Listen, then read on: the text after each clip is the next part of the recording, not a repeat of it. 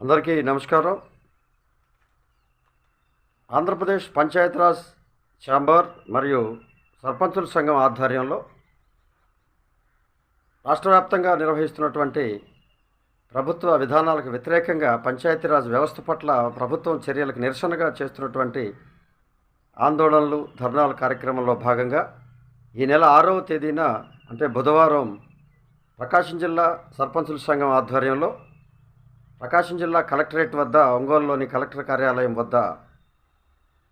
పంచాయతీ సర్పంచుల సంఘం ఆధ్వర్యంలో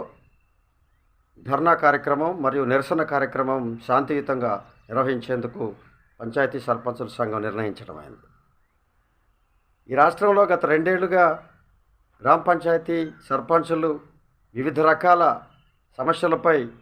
చేస్తున్న ఆందోళనకి అనేక రకాలుగా చేస్తున్నప్పటికీ ప్రభుత్వం